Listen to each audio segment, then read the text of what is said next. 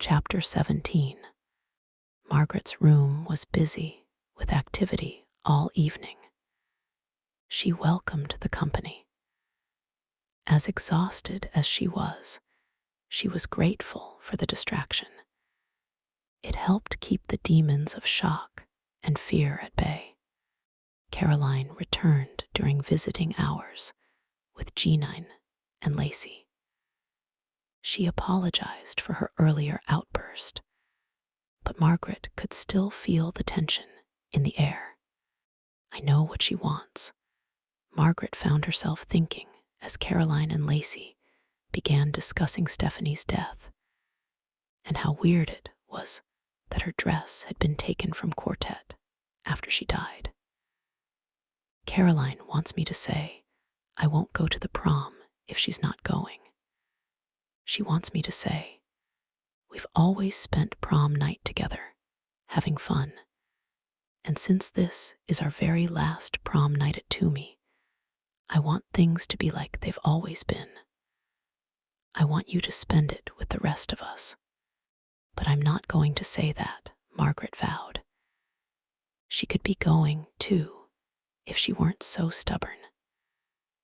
And then prom night would be different for both of us, but it would be a good kind of different. What I want to know is, Jeanine said, who polishes shoes to wear to a picnic?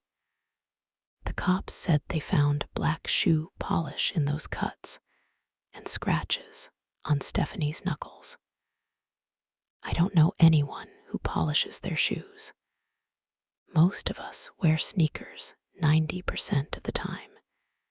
Even if someone wore black sneakers, they wouldn't polish them first. Kiki Papas would wear shoes that need polishing, Lacey said. And she'd make absolutely sure they were shining like the sun before she took one step outside, even if it was only to a picnic. Margaret found herself nodding agreement.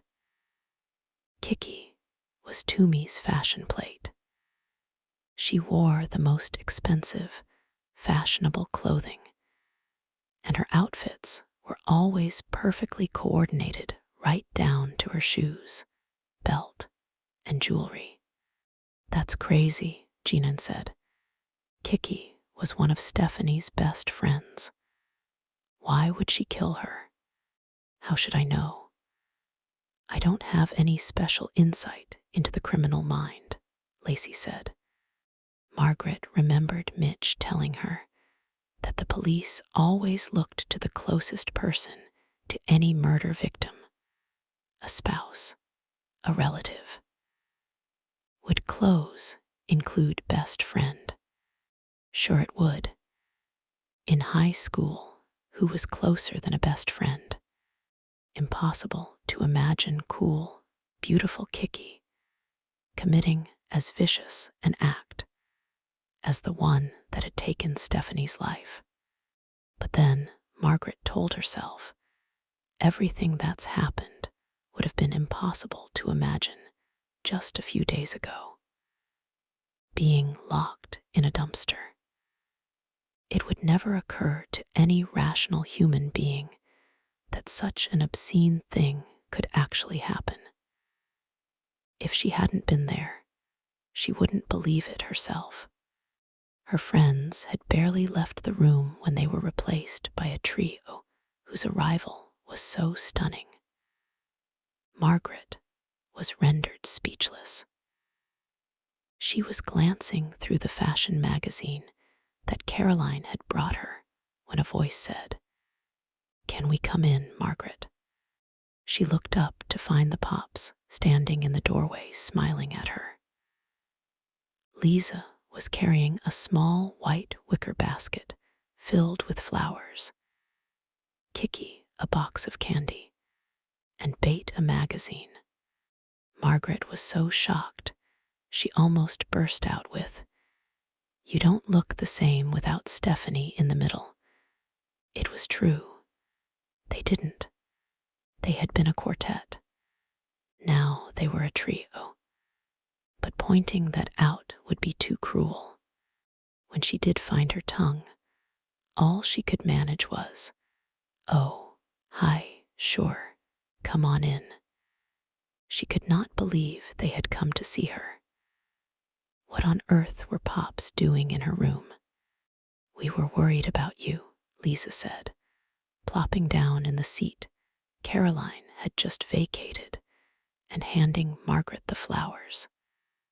They were beautiful. "We don't want poor Mitchell to end up alone on prom night. But he promised us that you're going to be fine in plenty of time." She'd been talking to Mitch. Margaret felt a pang of jealousy, and then reminded herself that the two were just friends. "You know, Margaret," Bates said solemnly, "when we first heard, we were afraid the same thing that happened to Stephanie had happened to you.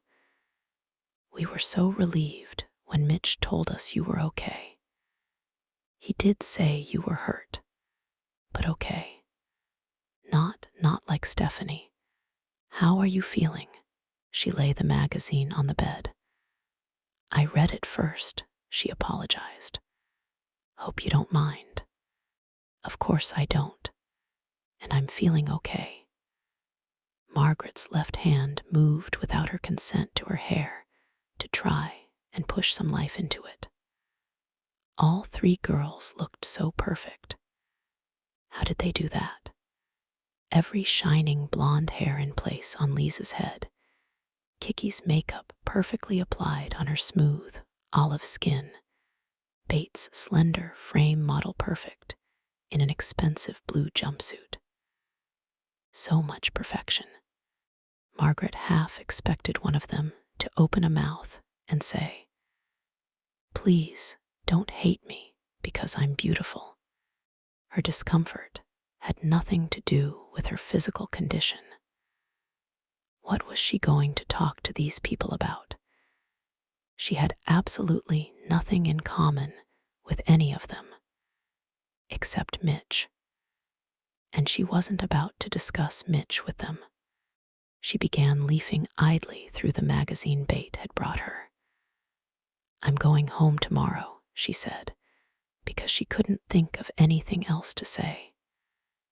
Now that she was going to the prom, she could talk about that, but she didn't feel like it. Not with them. It would sound too much like the novice consulting the old pros. Yuck. "Already?" Bate asked. "Isn't that awfully soon?" Mitch explained what you went through. And then it was on the news, in graphic detail. It sounded so horrible, Margaret. You could have died in that dumpster. Margaret shifted among the sheets. "I'm okay. Really, I'll be at the meeting." Lisa frowned. "The decorating committee meeting." "Oh, Margaret, really, that's silly. You should rest tomorrow," she smiled. "We'll take care of Mitch for you, if that's what you're worried about. I know he's going to be there. You know, we asked him to be on the committee, and he said he didn't have time.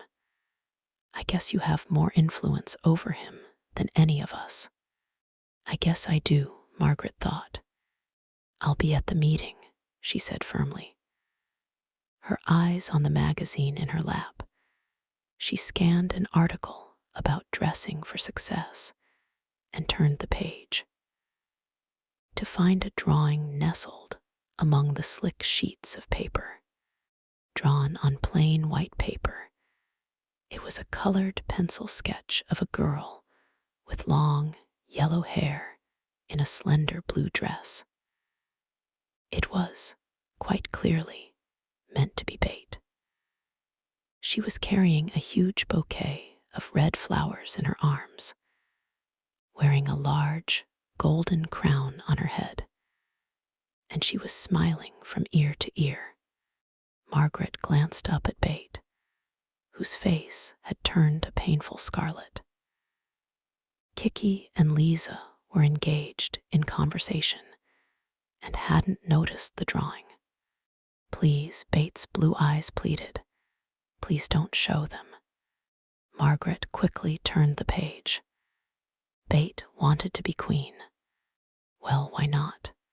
Didn't every girl at Toomey High? Kiki and Lisa had already been crowned. Why not Bate? But Margaret wondered if there wasn't something a little bizarre about a girl sitting somewhere alone, drawing a picture of herself wearing a crown. It gave her an eerie feeling. Thanks for the magazine, was all she said to Bate as the girls left. 2 minutes later, Bate came hurrying back in, her cheeks red. I told them I had to go to the restroom, she said, moving to stand beside Margaret's bed. Listen, about the drawing. Margaret waved a hand. Forget it. I'm not into sharing. Don't worry. No, I wanted to explain. You must think I'm crazy or something.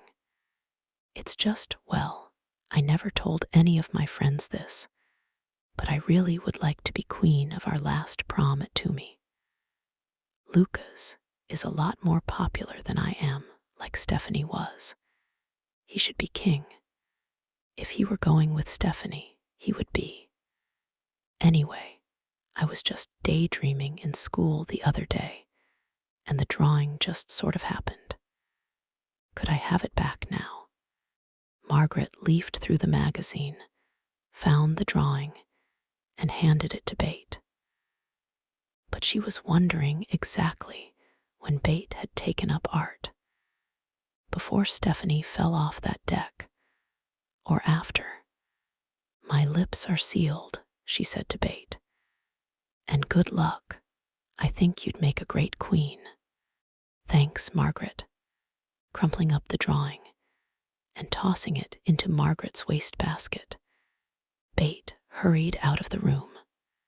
Margaret still didn't understand why the Pops had come to see her, and wondered if Mitch had sent them. Nope, I had nothing to do with it, he claimed later when he was seated beside her bed. They must have come on their own. Margaret didn't tell him that. As they were leaving, she had checked out Kiki's shoes. They had indeed been black, and were the kind of expensive leather flats that would probably require an occasional polishing. That might have meant something if it weren't for one other inescapable fact. Margaret couldn't say for sure that Kiki was not a killer. She didn't know her well enough. But she could say for sure that, like Stephanie Markham, Kiki Pappas would never, in a million years, have worn one of the cheap silver quartet pins. So, while Margaret had no idea whose pin had been found on the observation deck of the lighthouse, she knew it was Kiki. That still didn't mean she hadn't had one in her possession, dropping it on the deck as some kind message after Stephanie had fallen. But then, why hadn't there been one next to the dumpster? Any news from Eddie? She asked Mitch. He regarded her with mock cynicism. Is that the only reason you're hanging out with me? So I can feed you information about the investigations. There are 2 of them now, you know, he added. Steph and yours. 3, if you count that business about the dresses at the shop. Yes, Margaret said with a perfectly straight face. That is the only reason I'm the least bit interested in you. Why else? You are ugly and boring, and completely turn me off. Liar, he said, grinning, and bent to kiss her. She was discharged the following morning. Adrian had the fit that Margaret had expected when her daughter announced shortly after her arrival home that she was planning to attend the decorating committee meeting that afternoon. I can't believe that meeting hasn't been canceled. Margaret's mother led her to the sofa, insisting that she lie down. You girls are just not safe out there right now. I don't know what's going on, but I will not have you wandering around town without protection, Margaret. Not after what you've been through. Not until the police have some answers. I'm not going to be wandering around, Mother. I'll be in the school gym.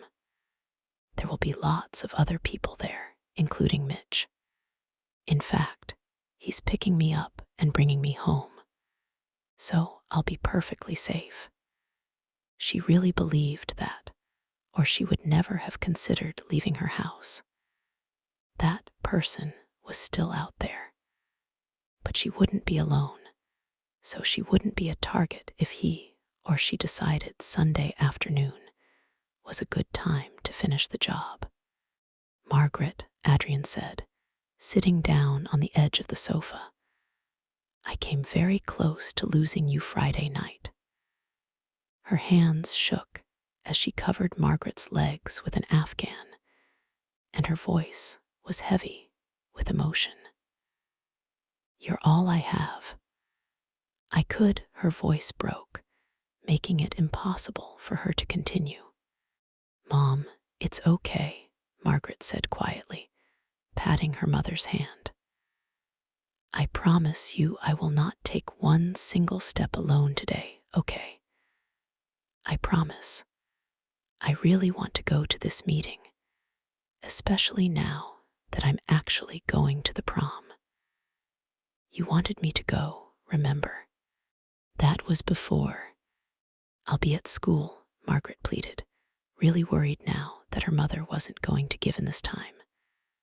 Nothing bad has happened at school, and when I get home, we'll talk about where to go from here.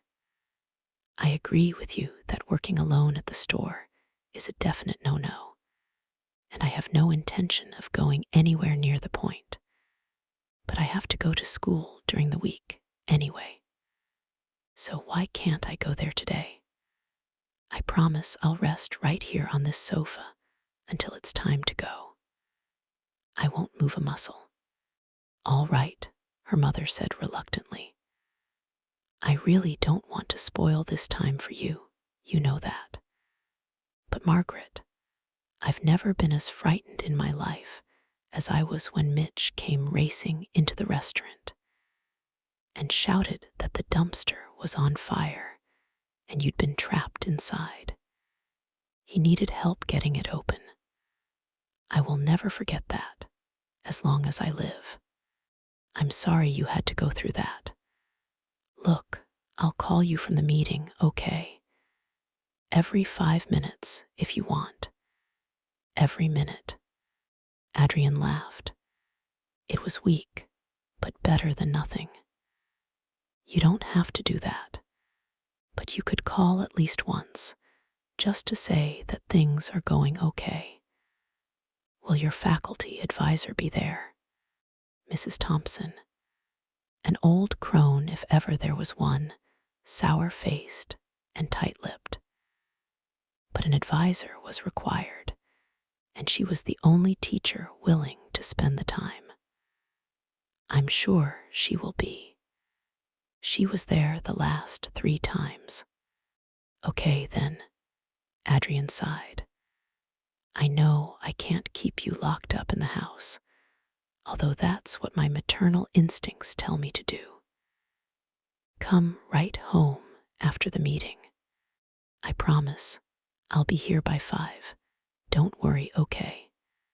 Margaret went to the meeting. She went with a queasy stomach, a slight headache, a stiff knee, and constant glances over her shoulders. But she did go. She only hoped, as she climbed awkwardly into Mitch's truck, that she wasn't making a terrible mistake leaving the safety of her home.